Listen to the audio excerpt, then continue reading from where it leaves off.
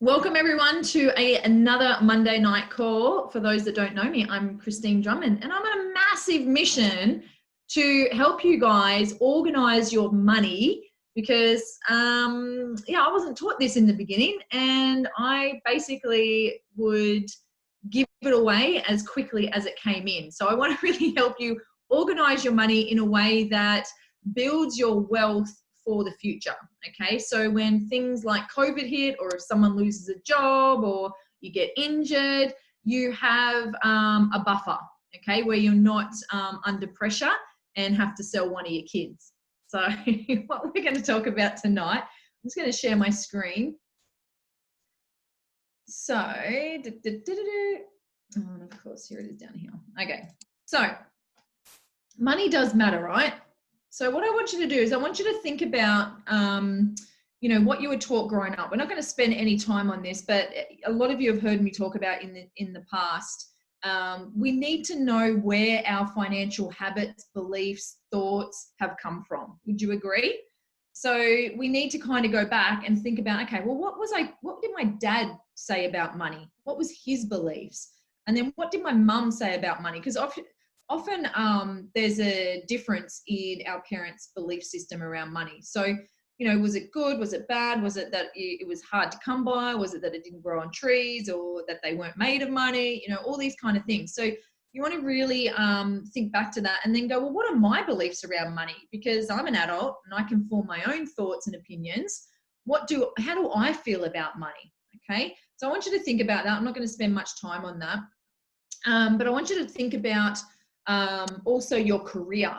I put a post up the other day on social media to say, what did you want to be growing up, and are you close to it? Like, are you doing it today? And nearly no one was doing what they thought they wanted to do as a child. So, and a lot of that is because we're shaped by external forces. We're encouraged to pursue avenues that are in accordance with other people's belief systems. Would you agree? So, I want you to, really reflect on that as well. And if you've got young kids, what are you going to teach them about their career or their vocation? Are you going to encourage them to follow their passion, no matter whether it's, going to bring them in a lot of money or not? So have a think about that. And then what I want to share is that your wealth is determined by the number of days that you'd be able to survive if you lost your main source of income. So that's what wealth is. So what you want to do is you want to go through your income, go through your assets, go through, basically your income and expenses, and work out how many months, how many days, how many years could I survive should I lose my main source of income? And that's where your wealth lies. That's what your buffer is. So, I was talking to a guy the other day who's just moved from the Gold Coast down to Albury. And I asked him if he's going to be working down here. And he said, you know what? I'm taking a year off.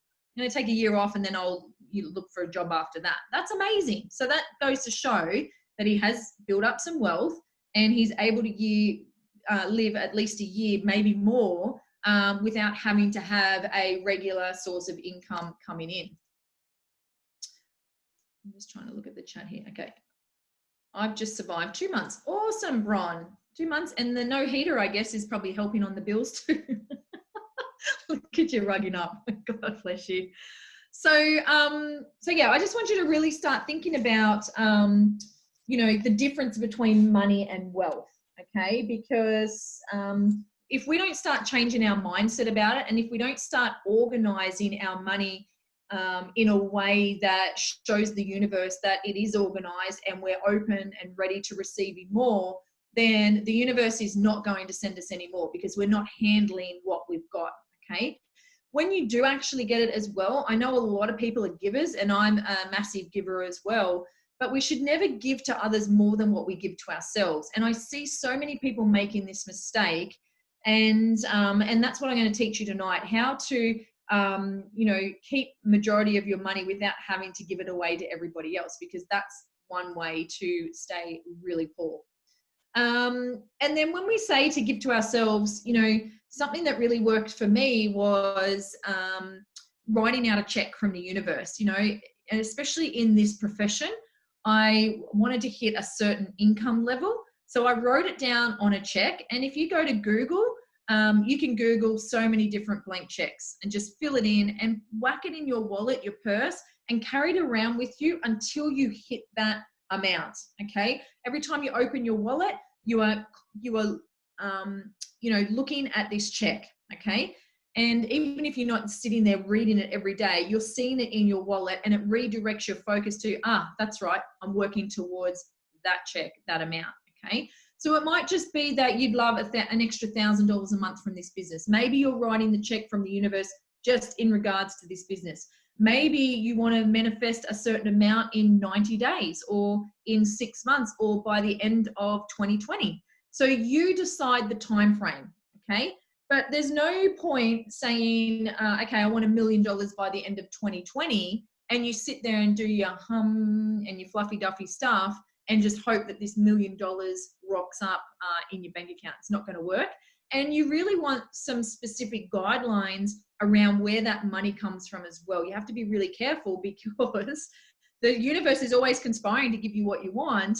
And if you say you want, let's say, $20,000 in the next 90 days, and then somebody dies and you get an inheritance of $20,000, is that a way that you would love to get that amount?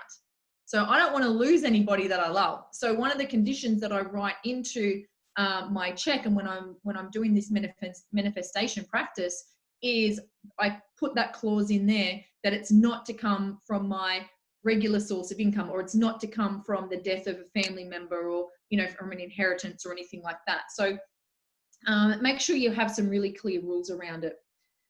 And then it's really important to have, really good spending habits, okay? We want to be building, maintaining, and what we call destroying, because there's universal laws of exchange. And if you're really tight with your money and you try and hold on to it, the universe is going to send you, maybe a Mack truck that will force you to spend it. Okay, and you've probably seen this happen before, or maybe it's happened to you before, where you just feel like you're getting on top of things, you're not spending, you're being really, really tight and consistent, and then all of a sudden the car blows up and then it needs a new motor, or the washing machine, or now you need a new fridge, and you're being forced to spend. Okay, I don't know if that's happened to anyone else, but it's definitely happened to me before when I've been in build mode with my money. So make sure you have a healthy relationship with spending. Now, when you are bringing in your income, everyone has a financial personality, and it's really important for you to find out what your financial personality is. And the way that you do that is you ask yourself, what are my financial traits? And these financial traits, are any of them bad habits? Okay, so you need to have like a couple of money mantras whenever you go to spend. And this is making sure that you guys have make good spending decisions. Okay, so one thing you want to ask yourself whenever you go to buy something is, do I need it? Do I actually need it? Can I afford it? And have I done some research, looked around to see if it's more affordable or cheaper somewhere else? So they're the three things that you need to ask yourself when making a purchase. Okay. Then the second thing is, and that one's if you're strapped for cash. If you're not strapped for cash and you've got some money there, then the three questions you need to ask are, will I use it? Is it worth it? And have I done my research, and can I find a cheaper version or a more affordable version somewhere else? Okay. So if you're really stint and tight on money, you ask the first three questions. And if you've got a little bit of leeway, a little bit of a buffer with your money, you ask those second three questions. So we know that through marketing and external forces play a massive role in shaping our spending habits. Okay, so we have this thing called social status. It's like we want to keep up with the Joneses. So we will buy things to make it look like we're in a certain class. Does that make sense? So a lot of people will buy a certain brand of car. A lot of people will buy a bigger home. just so that they stay in the social class or the social status that they feel they should be in. Even if they can't afford it and they're, spending too much than what they should be, they'll still do it. We also have, what's called symbolic consumption, and that's worrying about what others think. Okay, we worry so much about what others think that we will go and spend money to try and get them to think a certain way about us. Does that make sense? So it might be with the clothes that we wear. It could be with what we eat, where we eat. It could be cars, homes, jewelry. We have this symbolic consumption because we want people to think of us in a certain way. So we want you to start thinking about, well, what's my financial personality? What are my spending habits? And am I spending just to keep up with the Joneses? And if you are, then we want to make sure that we're giving you more empowering habits. And that's what I'm going to talk about next. So the next thing I want to share with you is, oh, Joel, that's disabled my screen sharing. Can you give that back to me? So the next thing I want to share with you is just a really cool system. That's not letting me share, but here we go. Just a really cool system that I've come up with, which is basically opening up 4 accounts. Now, I don't know about you, but I used to pay all my bills first when I got paid. I'd pay all my bills, do the food, tax, everything else. And then at the end of the week or the end of the month, there was nothing left for me. Who's been there? Like, put a 1 in the chat if that has been you at some stage, or if it's still you now. So what I want to do is I want to give you more empowering habits, okay? So if you pay yourself first, you're telling yourself that I'm worthy of this money, okay? And that's what wealth is. Wealth is based around your self-worth. If you're not valuing yourself, your work ethic, what you're putting in to earn that income, then how is anyone else going to respect you? Or how is the universe going to send you any more when you're not even respecting yourself enough to pay yourself first? So the first account that you need to set up, I believe, is you've got to pay yourself first. So it's a savings account, and it's a savings account that you never touch, okay? So we want to reverse the behavior, pay yourself first out of respect to you, the one who's doing all the work. And this is going to, when you see it building up, it's going to increase your self-worth, your bank balance, and your confidence. So knowing you're worthy of your hard-earned money and respecting yourself enough to put the money away in an account that you do not touch is the first step to increasing your wealth. The money you put away could be any amount each week. It could be a percentage of your pay, especially if you're in a profession like this, where your pay is different every month. Maybe you work out a profession.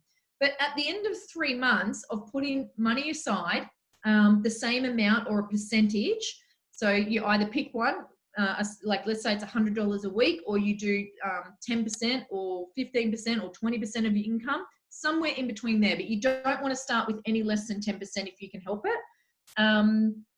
So you want to make sure that you've got that savings going in, and at the end of 3 months worth of your salary saved up. So that's the first goal. You want to save 3 months worth of your salary.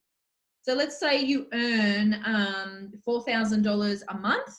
You have to get $12,000 into that savings account as soon as you can. And then what you want to do is you can now invest 10% of it. Okay, you can invest 10% of it. And I'll share a little bit more of that. And I've got a spreadsheet that will explain all of this really, really simply for you. Okay, so the next account you want is what's called Me Money. Now, this is guilt-free money. Now, I know some of you on this call have been where I've been, sick of relying on your partners, sick of like getting handouts, sick of not having any money to grab a coffee, a lunch, a massage, whatever. So Me Money is just a second account to go, you know what? I'm worthy of a coffee once a week at a nice cafe or a lunch, or I'm worthy of a massage once a month. This is your money. This is not to spend on your partner, not to spend on your kids. And guess what? You and your partner have the same amount in your Me Money account, okay? Just because the husband earns more or just because the wife earns more doesn't mean they get more in their Me Money account. This is a partnership, okay? So you get the same amount. So you can put into that account whatever you like, a weekly amount, or you can put in 5, 10%, whatever you like. You decide on that. Then the third account is your expenses, okay? So we can't escape them, and you just need to work out how much you're spending on each expense in your life and categorize them into house, car, insurances, schooling, everything like that. And if you look over the course of a year, you just divide it by 12 to find out what you're spending on a monthly basis in regards to each of these areas, okay? So I really encourage you to do this practice. It takes about 4 hours. It took me 4 hours, and once you've done it once over the course of a year, then all you have to do is do it 3 monthly. So then you just go back and do 3 months worth in the future, okay? Because now you've got a handle on what's coming in and what's going out.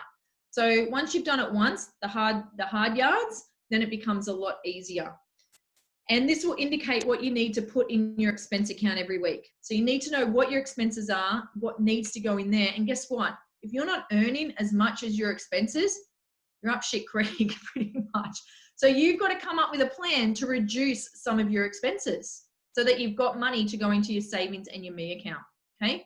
And then the last account is your grow account. And this is your risk account.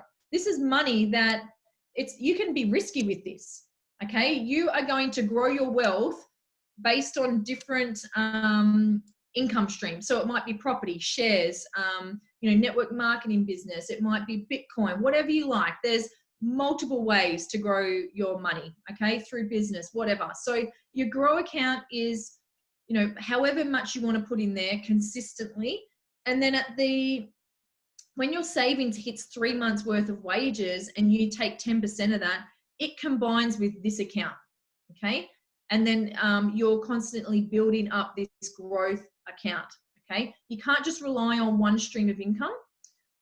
So there's a couple of examples here. If you get paid $4,000 per month, 800 of it could go towards your savings, which is 20%. 400 goes into me money, which is 10%. 2,400 goes into your expense account, and then 400 goes into your growth account. So you could work it out like that. Super simple numbers. Or if you get paid $4,000 a month, maybe 400 goes into your savings, which is 10%, 200 into me money, which is 5%, 80% in your expenses, and then 200 into your growth account. So the idea is to get your expenses down, okay? But I understand in the beginning, when you first implement this, it's really hard to get those expenses down. But we want to really shift your mindset and show you a really simple way to do that, okay? So what I want to show you next is, okay, so on this spreadsheet here, I've just put in, here's the 4 accounts, okay? Savings, me money, expenses, and growth. So here's $1,000 income, okay? I've put $150 a week into my savings. I've got $50 into me money. I've got $600 as expenses, and then I've got $200 to grow, okay? This is on a weekly basis. So this is over the course of 3 months, as you can see. Now, at the end of those 3 months, in my savings account, I have $1,650. In my grow account, I've got $2,200, okay? Then for the next 3 months, you want to now increase your savings by 10%. So if you add 10% onto 150 per week, it becomes 165. So now you've got $165 going into your savings account every week, okay, for the next 12 weeks, which is 3 months. And then your expenses in your me money hasn't changed, and your grow account changes the same. But now you've got $3,630 in your savings. You've got $4,400 in your grow account. So there's about over $8,000 sitting there now, just after 6 months in your, basically your savings and your risk account. Okay, how cool is this? So now that you're getting a handle on the habits, we're reducing our expenses down. So you can see in the next 12 weeks, I've actually reduced the expenses by $50 a week, okay? Got rid of a few subscriptions, got rid of maybe, 2 bottles of wine a week, whatever it is, and you've been able to reduce that. But look at the savings. We've now had to go up by another 10%, okay? So now we're putting $181.50 in that weekly savings account. We've left the grow account the same, And look at the numbers now after 9 months. You've now got just under $6,000 in your savings, and you've got $6,600 in your grow account. Okay, so there's like $1,200, guys. Now building your wealth.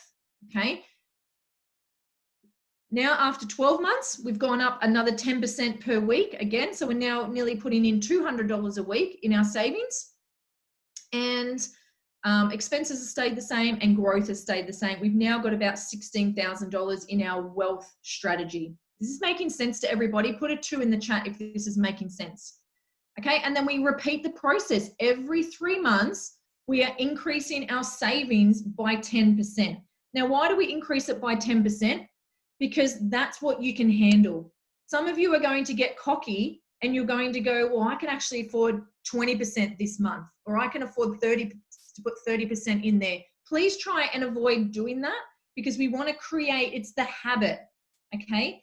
However, what you do want to do, and I just want to scroll down quickly. So after 18 months in your savings, if you follow this process, you've got nearly $14,000 in your savings. You've got $13,000 in your wealth account.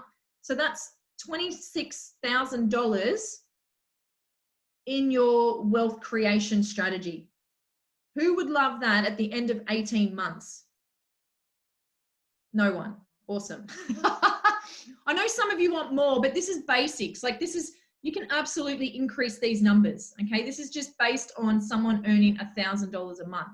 But if I go to this spreadsheet here, we've worked out this strategy. If you're getting more than $1,000 a week, let's say you're getting $2,000 a week, you pop that in here. We've worked out the formulas. So now you can save $300 a week. You can turn your me money into $100 a week if you want, or you can leave that at 50. Your expenses will probably grow, but if they can stay low, then that's even better. And then your grow account can increase to $400, okay? And if you repeat this, like your wealth creation strategy, what I showed you at the end of 18 months, you'll have in 9 months. Okay, so it all depends on how hard you're willing to work for it. Okay, so that's the strategy. Let me just stop the share for a minute because I need to have a look at, okay, good. Any questions yet? Would you work it out as a couple or individually in a couple situation?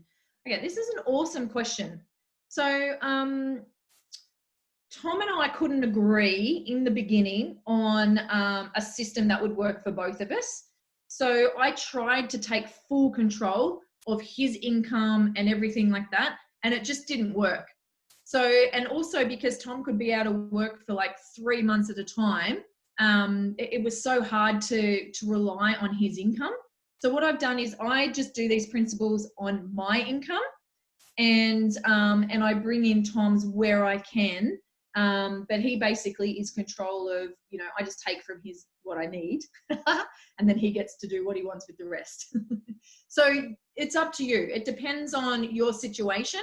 But for me to watch this grow just with what I'm creating, and I'm showing him the numbers and he's blown away because I'm like, babe, if you put it in together, imagine what we could create, be even, you know, even bigger.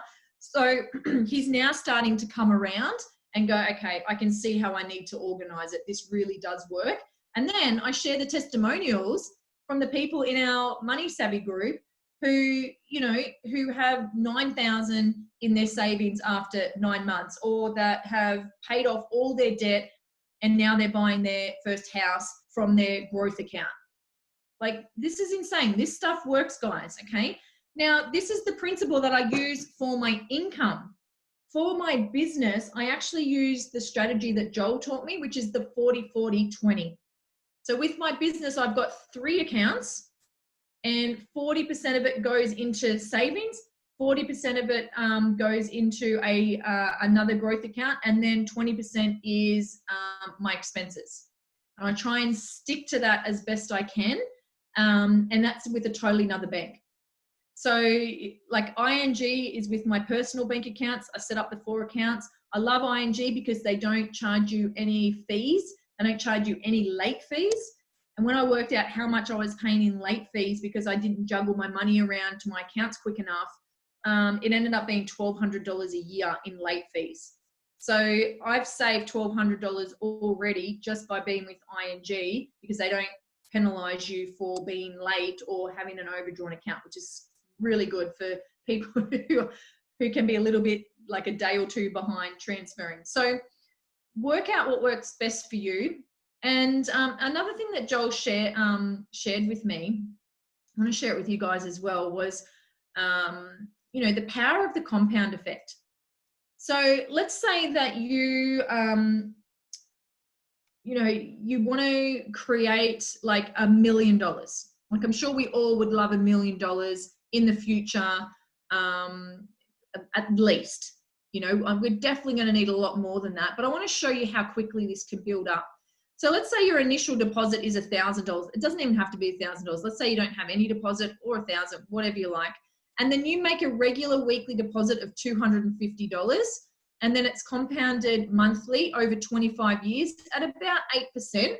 And yes, it's going to be hard to get that through the bank. So you're going to need different income streams to get that 8% return. But look at the results, guys.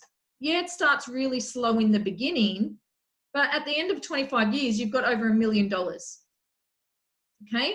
Now let's have a look if we built that up, and the figure Joel usually uses, which I love, is $400 a week. Watch what happens now when we build up to $400 a week. It's now gone to 1.6 million. So as time goes on, we're hoping your income is going to increase and your savings is going to increase. So this regular deposit, the idea is that it increases as well over time. Okay. Now, let's say you had in your savings, this is what you did. You build up to $100,000, right? In your savings, you didn't touch it. And then you kept making these regular $400 a week contributions. Watch what happens now. Now you've gone to $2.3 million. Can you see the power of the compound effect? Like, it's insane, guys. This is what you need to use to your advantage. Okay, this is why you have to create empowering habits with your money, so that you have this wealth at the end of 15 years, 20 years, whatever time frame you put on it. Okay, this is powerful stuff, but it's simple stuff. This is not complex at all. And I don't care if you're broke right now, you need to start teaching not only yourself these habits, but you need to start teaching your kids these habits. Okay. Now, our daughter wants an iPad. Now, we're not prepared to buy her an iPad. She's worked out that an iPad is about $800. She gets paid $8 a week. Okay. So it's going to take a lot of time for her to, here it is, compound interest is true residual income. Absolutely. So she's worked out that $8 a week, it's going to take her too long to create the $800 she needs for her iPad, right? So I just wanted to share with you different ways to empower your children to create income as well. Is that okay if I do that on this call? Like, a lot of you have kids, and I really want you to get that we don't have to pass our shitty money beliefs that were passed on to us as kids. We don't have to pass that on to our kids. We get to break the lineage and say, you know what? I wish I had a better financial education when I was younger. Don't fall into the same trap as your parents. You need to do something different. So you really need to empower them and encourage them to come up with ways to create their own money. Now, there's a few here. I know it says 51. I'm not going to go through all of them, but I want to start giving you a few ideas on ways to empower them to make money. So obviously, the good old lemonade stand. One that I hadn't thought of was creating photo books for people. How unorganized are people with their photos these days? And they've got like thousands of photos on their phone. Coming up with a way for kids to create money around making photo books for people, genius, yeah? Because that's one of the things that I don't want to sit there and spend hours on. I'd happily outsource that to somebody, yeah? Doing extra chores. So in this profession as well, I have my memory jogger book. So what I've said to Summer is that she can have $50 if she puts 1,000 names from my phone and my Facebook into my memory jog app. She writes them out for me. She can have another $50 to do some data entry for me. So you can get them involved in your business that way. Babysitting, mum's helper, recycling cans. We just recycled some bottles, cans, got some from neighbors, things like that. We ended up making, I don't know, like $60. Like there's $60 that she wouldn't have had, but it's such a simple way to do it. There's so many things, helping neighbors, washing cars, running errands, you know, teaching people, you know, how to use things. I love that, you know, Hunter has gone and taught himself how to do all this technological stuff on the internet.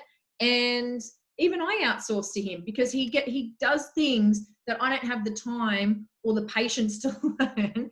So I outsource to someone younger that's willing to do it for me. So it's amazing. So look for people like that.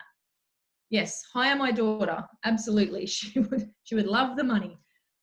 So, you know, there's also a really cool entrepreneur academy for kids at the moment as well. Like it teaches kids how to be entrepreneurs. It teaches them all about numbers and, you know, how to build business and everything like that. So there's so many ways for us to give our children a better financial upbringing, but we have to be consistent.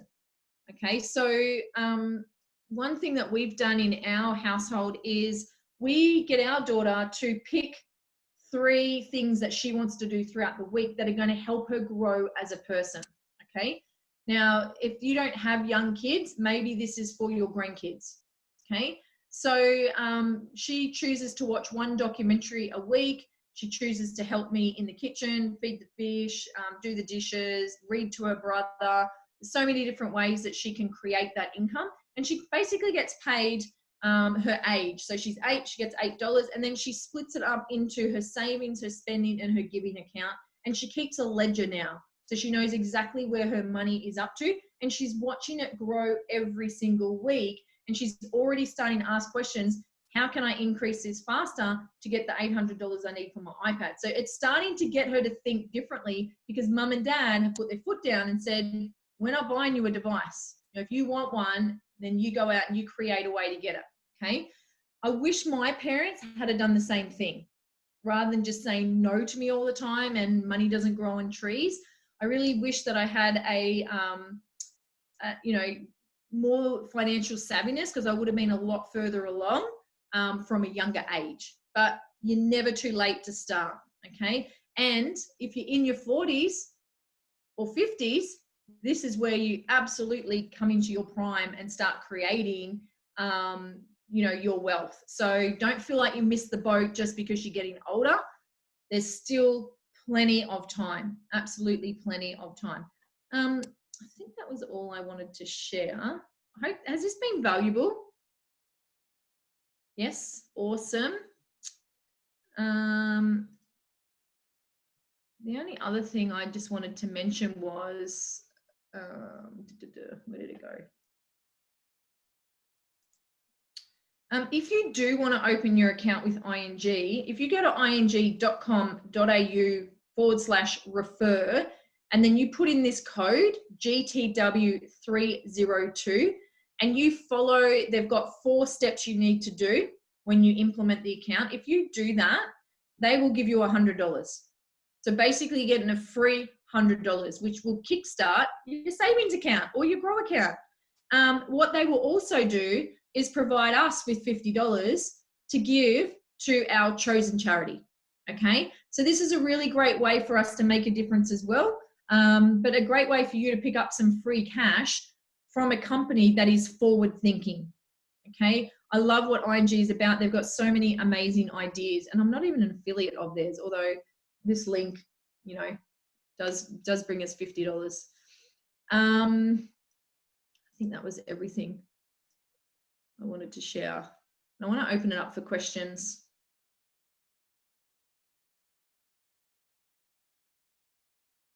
I suppose the last question I wanted to finish on is, what do you want your What do you want your financial future to look like? Have you really thought about it? Like, really think about it. What are 4 financial milestones you would love to reach in your lifetime? 4 financial milestones. Do you want to reach that $1 million check? And if you do you know what it takes to do that? Like, I know that earning $1 million a year is $84,000 a month. And I've broken it down into the amount of orders, how many NMDs I need in my team. You know, I've broken it right down into the pay line volume that I need. And it's going to take a lot of momentum and a lot of work, but it's totally doable. There's people in our business that are doing it. There's people in our profession that are doing it more and more. So think about what are 4 milestones, 4 financial milestones you would love to achieve. Is it that you would love to own, I don't know, 20 properties? Is it that you would love to own your house outright, not over 30 years, but in 10 years? So have a think about that, because if we're not striving for something, and talk to your partner about this as well, what are their 4 financial milestones that they would love to achieve? And see if any of it matches. Okay, come together where you can. But if you're not striving for these financial milestones, then you're kind of just drifting. Okay, you've got to have something that you want to aim for. So really, have a really good think about that before you go to bed tonight. So Martha's saying, I'm with ING due to Scott Pape and the Barefoot Investor. Yep, absolutely. Barefoot Investor is who got me onto it as well, and I've loved them ever since. Yep, I can forward that to you. And is it from the new pay plan? No, it's not from the new pay plan. So we'll have to work out the new figures. Does anyone have any questions?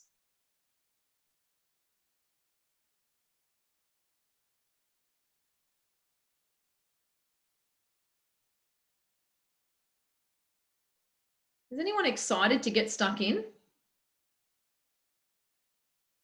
Yeah, you excited to get started? I set up a volunteer group over 12 months ago for women who wanted to follow this process, because I wanted to have the testimonials. I wanted to see if it really worked for people in different situations. And as statistics go, I've had 5% do. And I just want to share one of the stories with you. And I hope, I'm not going to mention her name, but she has a disability. She can't get full-time work. She's in and out of hospital operations, lives in constant pain, does this business with us. And she has already managed to save over $9,000 into her savings account simply following this system. Then I've got another lady who works full-time, doesn't get a great income, has never been able to save, has always had credit card debt where she's constantly paying the interest every month. She's never been able to pay it off before. After 12 months of following this system, she is now buying her first home. She's completely credit card debt free. She had an incident where the washing machine blew up and she had the money there, which she's never had before. Whenever there was an emergency, she had to beg, borrow, try and, put it on credit card, everything like that. So the system works, okay, because it's simple and anyone can do that. Anyone can follow this four account system. I really believe that. And the quicker that you start following it, the quicker you're going to start seeing results. And someone who I'm invested with at the moment rang me today wanting more money from me to invest. And he was quite forceful, but I said, I can't. I don't have anything left in my Grow account to invest in this potential risky, investment. And he said, well, what's in your savings? And I said to him, that's got nothing to do with you. And yes, I do have a savings account, but that's for my future wealth. That is not for risk investments. And that's the benefit of having a Grow account, guys. so that you can take the risk off yourself. So you still have money over here in your savings that you're not touching, that's not going anywhere. And you have this money over here in your grow account that you can play around with, you know, because it's risky and you're going to be okay because you've got this buffer over here. Does that make sense? So have fun with it. Don't take money so seriously. It's literally just energy, but I want you to have more choices. But in the beginning, you're going to have to go without a few things. You're going to have to cut back on a few things. And the last thing I forgot to mention was every time you get shouted a coffee or a meal, or if someone unexpectedly buys you something that you were going to buy yourself, but now you don't have to, that money goes straight into that savings account. You don't get to keep it because you were going to spend it anyway. When you start doing this, watch what happens. It is magic. It is magic. Things start opening up. People start buying you more and more things. You start getting sent money in predictable and unpredictable ways. It's amazing. But keep track of it. It's what we call champagne moments, you know, and I had one a couple of weeks ago after the money workshop, actually 3 days after the money workshop we held in May. A check rolled up from a bank that I'd closed the account with 2 or 3 years ago. And they sent me this check. And I'm like, cha-ching, champagne moment, winning. Yeah, and it went straight in to the bank, into the savings, because it's unexpected money, okay? So when you do that, it'll compound quicker and quicker, okay? So that's it. Where does getting rid of credit card debt fit in? In the expenses. Yep, so it's part of the expenses, Cheryl. Love that idea. Happened to me once too. When a bill rolls in as well, when a bill rolls in, it's really important that you get the bill. Here's one here for rates. Is it rates for sewage and water? I kiss it. Thank you, thank you, thank you. Thank you for this bill because I have the money to pay it. And there was a time in my life when I didn't. That's scary. But these days, I have the money to pay every single bill that rolls in. And if you're not coming from a place of gratitude, you don't have the attitude of gratitude, again, you're not going to get more. So you need to appreciate it. If you can pay your bills, that's amazing. You're doing better than a lot of people out there. Okay, so kiss it, thank it, thank you, thank you, thank you 3 times, and be appreciative of the situation of being able to pay your bills. Cut the credit card up and throw it away. Yep, if you want to, or you can live on your credit card, which is what we do. Our expenses go through our credit card, and then we just make sure we pay it off by the due date. So we never overspend. We're never living in interest. Okay. So you've just got to have, really good discipline. No questions, but learning so much, so new to me and excited to get it going. That's amazing. Awesome. Can you talk more about a destruction of money? I can talk about destruction of money. Me once learn discipline. You have to be really disciplined, guys.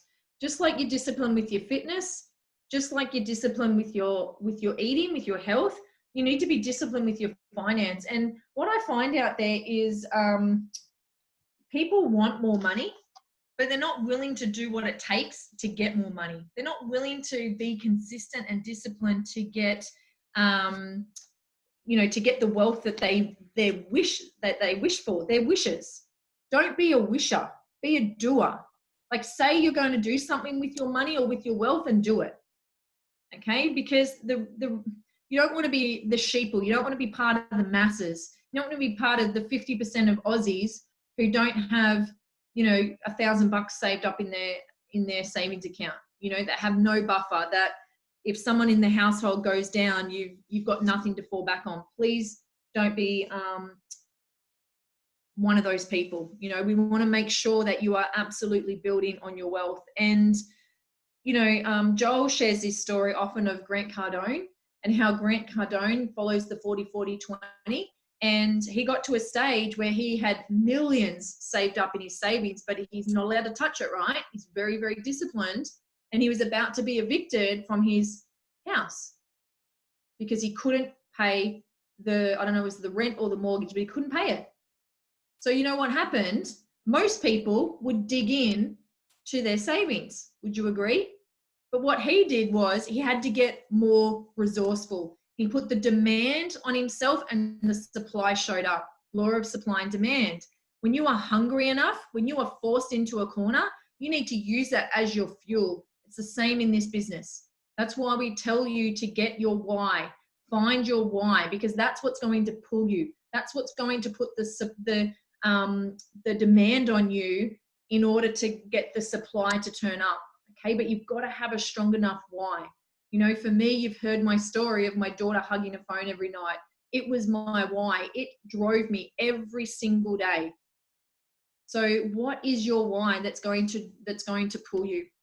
I see people who are crying poor mouth on Job Seeker and then buying shit off Amazon.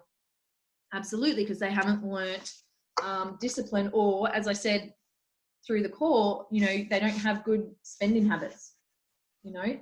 So Joel wanted me to just go back on the building, the maintaining, and the destroying. I just want to share a passage out of this book that I learnt from what are they called? MJB seminars, which is really cool. They go into all the quantum physics and everything behind it, and moving up the, you know, different levels of consciousness and stuff like that.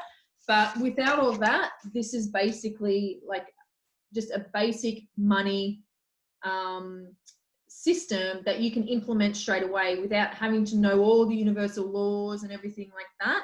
You can just go, you know what, I can do this. This is simple. I can teach this to my kids. And that's what we want. We want a 10-year-old to be able to do this. So the man who tries to conserve or maintain what he has experiences a poor existence and lifestyle.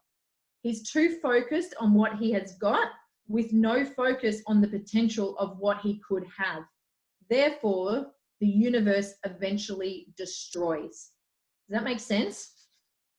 So for what we hoard in wealth, we dissipate in lifestyle. What we hoard in wealth, we dissipate in lifestyle. Many people perceive that to be rich is to master retaining wealth, only to miss out on the great experiences and the wealth obtained from these experiences. So what you end up with is what he says, poor, dumb people. So when someone tries to hoard money, the universe will cause something to dissipate in another area, forcing them to disperse of his money. Maintaining a balance of spending and saving indicates a high level of wisdom. It's a high level of self-worth as well. And when you do that, you show the universe that you are organized. And where things are organized and where energy goes, where focus goes and energy flows, where things that, you know, where you have things organized. I can't even think of the, it's lost me, the universal law, but you're going to get more, okay? You're going to attract more. So I have some mantras. I have a money meditation that I listen to most nights. It's the Abraham Hicks one.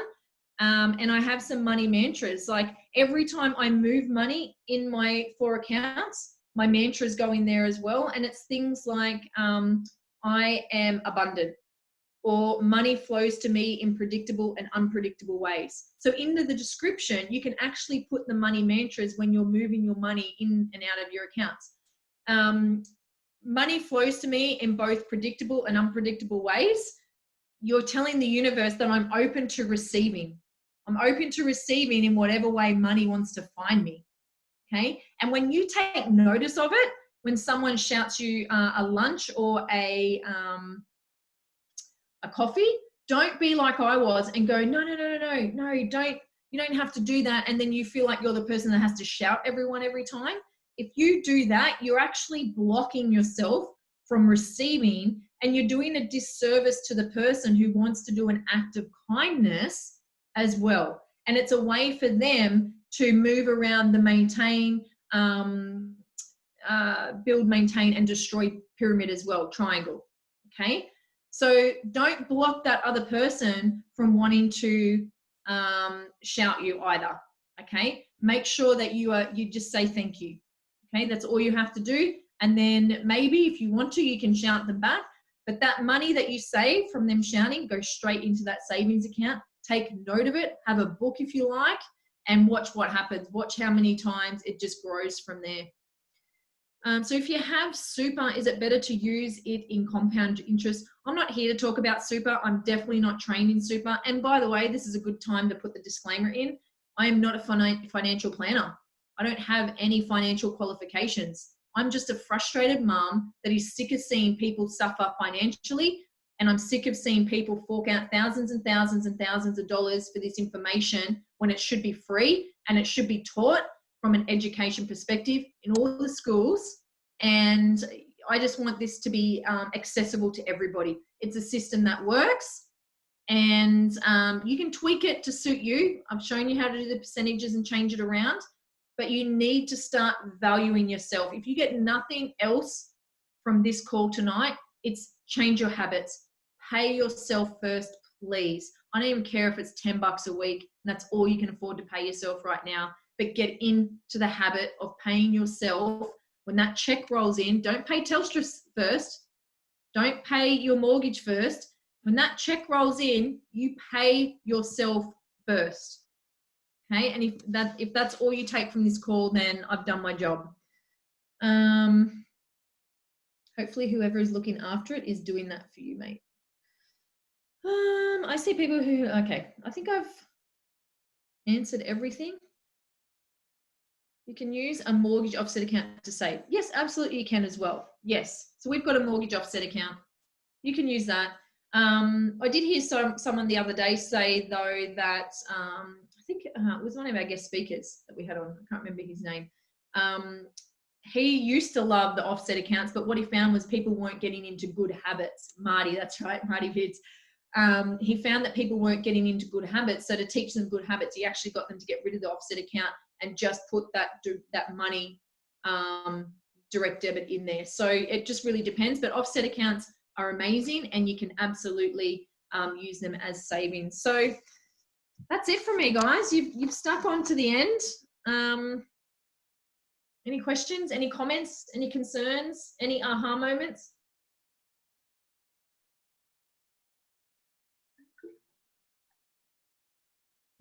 It's going to take some tweaking, but it's worth it. Honestly, it'll be absolutely worth it. Thanks for listening. Awesome, Kristine. I'm going to stop the recording.